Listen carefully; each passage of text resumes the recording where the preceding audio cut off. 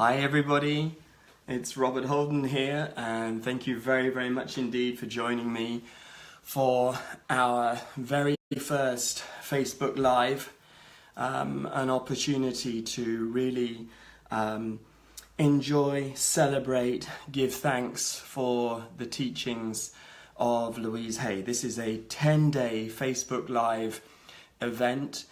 And over the next 10 days, I'm going to be sharing with you 10 of Louise's essential teachings. The inspiration actually for this Facebook Live came really from a tribute talk that I gave for Louise at the I Can Do It conference in Birmingham just a couple of weeks after Louise Hay passed away. And at that conference, I shared 10 essential teachings of Louise Hay's life.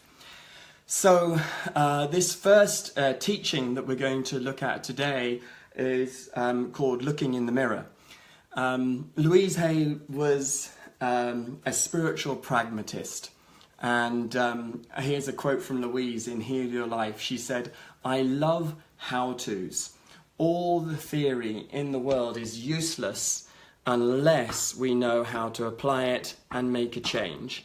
And I've always been a very pragmatic, practical person with a great need to know how to do things." And so with that in mind, what we're doing is also sharing something that I hope will be very practical and wonderful for you.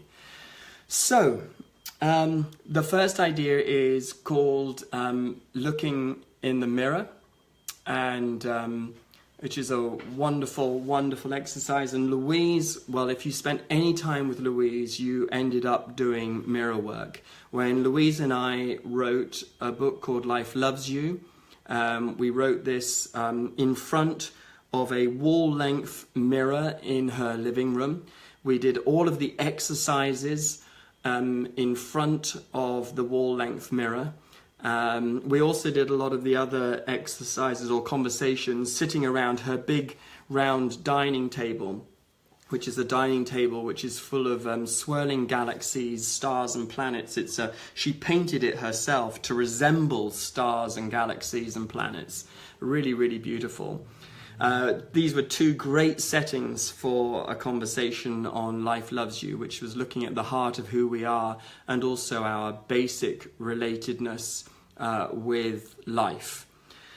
We've got, what is that that's happening at the moment? I don't know, it's not downstairs. Oh.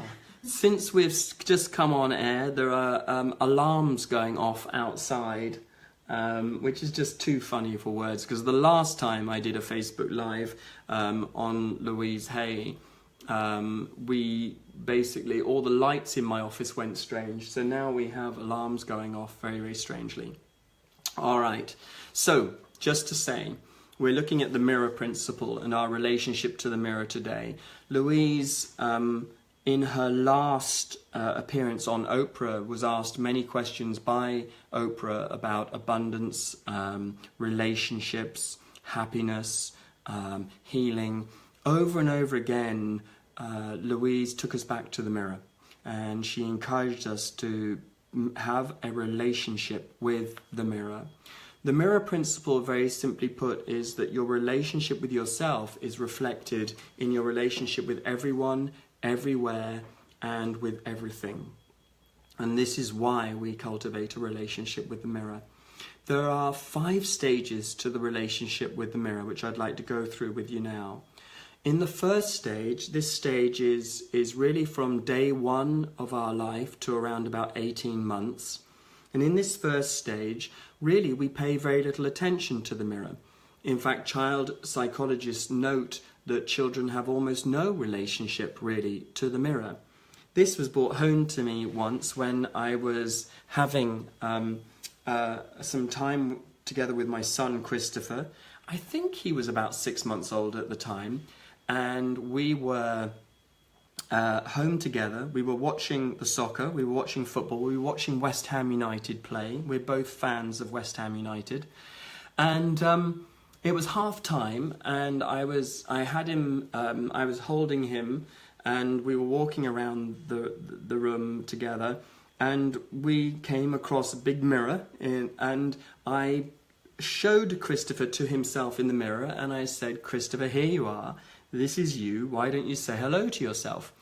And Christopher's face was deadpan, as if nothing had happened. And I was surprised, because Christopher was going through a great smiling phase in his life at this point. He was smiling at everything, even inanimate objects like hammers and hoovers and kettles and cups. He was just smiling a lot. And here he was looking at himself in the mirror, and I thought he would smile, but he didn't. So I showed him to himself again in the mirror and said, Christopher Holden, you might like to meet Christopher Holden. And once again, nothing happened. I was really surprised. What was all that about? So I asked one or two friends who are in child development, and they explained to me that in this first stage of life, and the first stage of our relationship to the mirror, we don't really recognize ourselves when we look in the mirror. My theory is that when we are still in those first few months of life, we are still more identified with the soul bird, which is our true nature, and we're not so body conscious, if you like. And that's stage 1. Now, stage 2 is where we become more interested in the mirror, and this usually happens after a year and a half. And this is when now the mirror becomes a great source of entertainment to us. It's a great toy. It's a chance to try on faces and pull poses and play peekaboo and invent silly dances. The mirror is also a great friend. We play with it.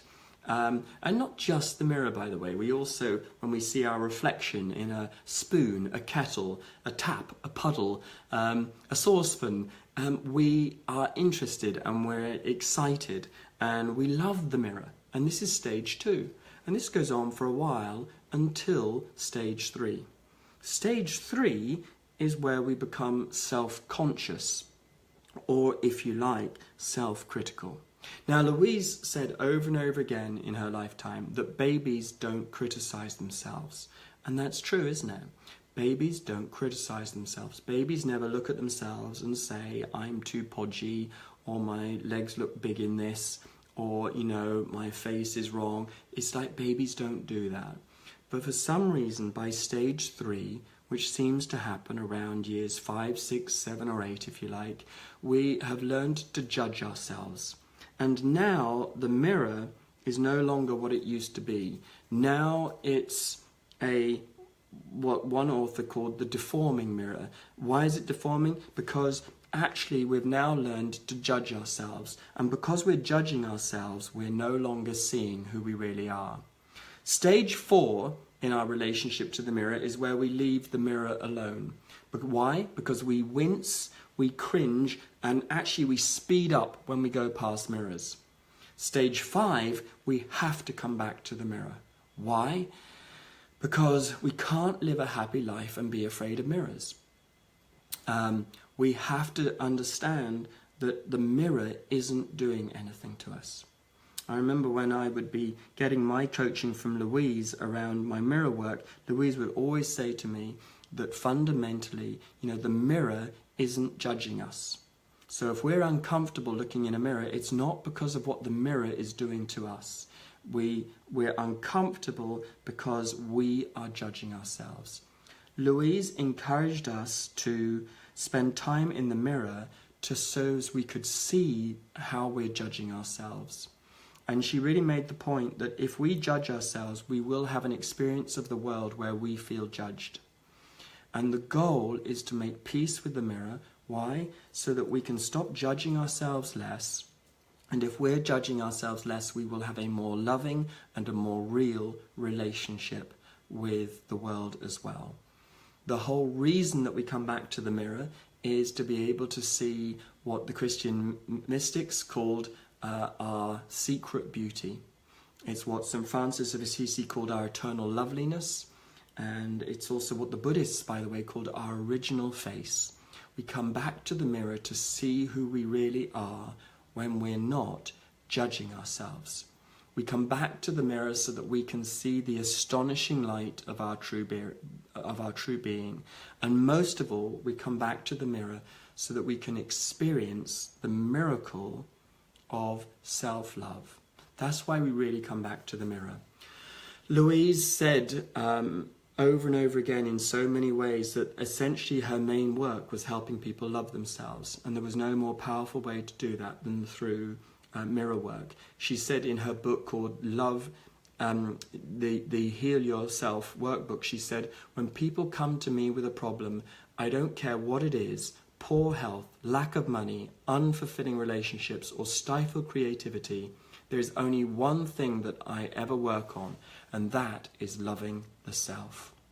She also said this, I know I say this over and over again, loving yourself is the most important thing you can do, because when you love yourself, you're not going to hurt yourself or anyone else.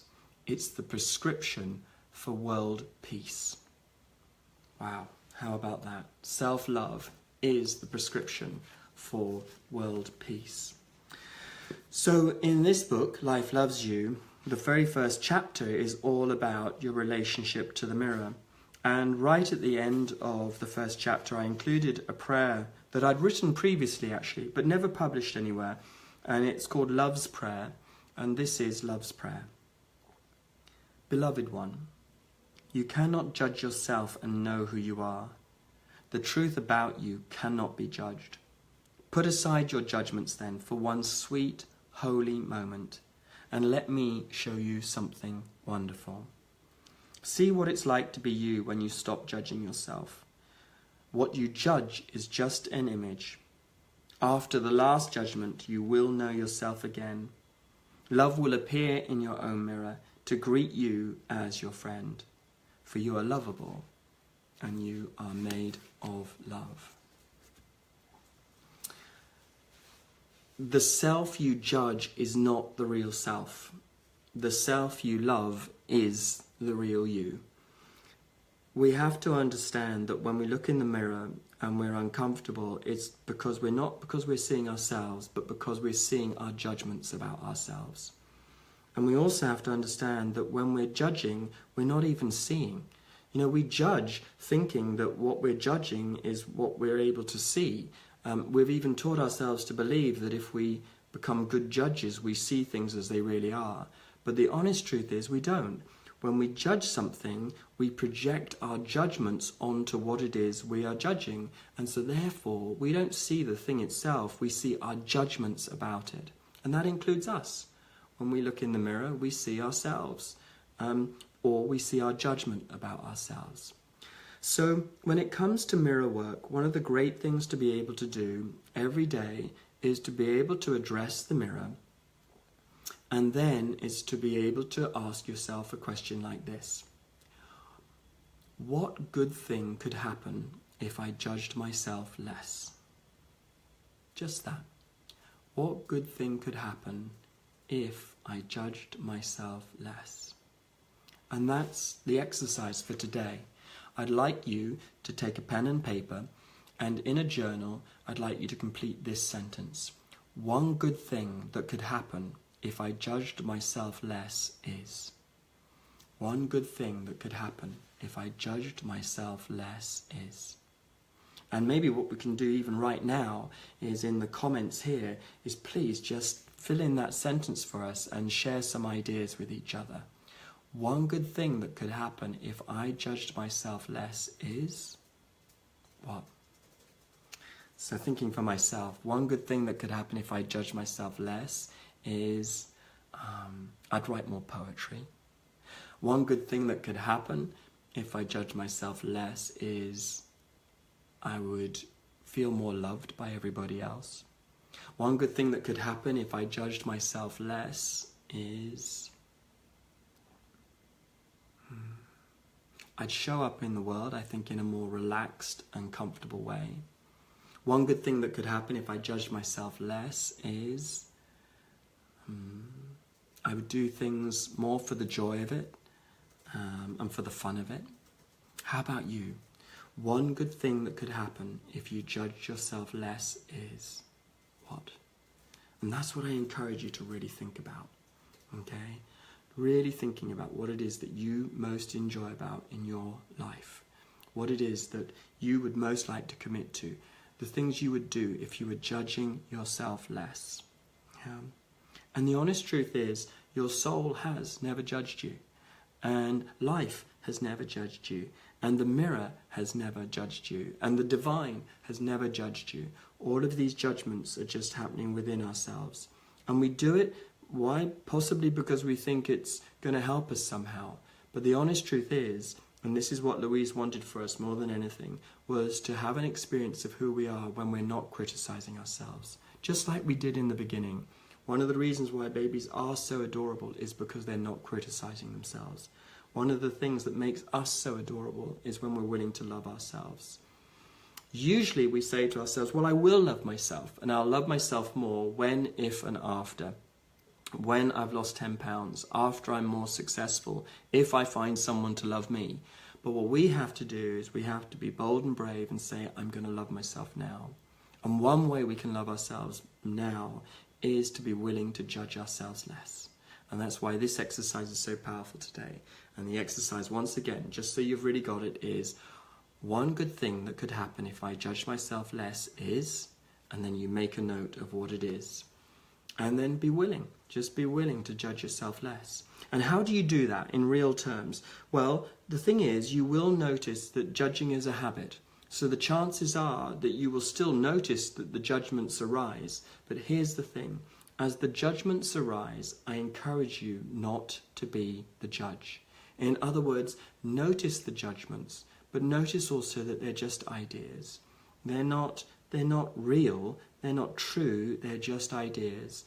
And if you're willing not to judge your judgments, or be ashamed of your judgments, or try to reframe them or manipulate them, but just let them be and let them pass, then I believe what will happen after a short time is you'll begin to get an experience of seeing some gaps in between the judgments. And in those gaps, that's where you're not judging yourself. And that's where you will have an experience of your eternal loveliness, your secret beauty, and your original face. The gift of not judging yourself is that you judge others less. So if you need any extra motivation for this exercise, it is to understand that the less you judge yourself, the less you will judge everybody else, and the less everyone will feel judged by you. The less you judge yourself, the more you will understand and you will appreciate and feel how much life is trying to love you right now. The less you judge yourself, the more you will be open and receptive to others loving you. The more you will make it easy for others to love you too. And the less you judge yourself, the more you'll be able to bring the love that is in you, the love that is part of your true being. The more you'll be able to bring that love out into the world and to share that with the world too. All right, day 1 of celebrating Louise Hay and her amazing message for the world. And day 1 was all about looking in the mirror.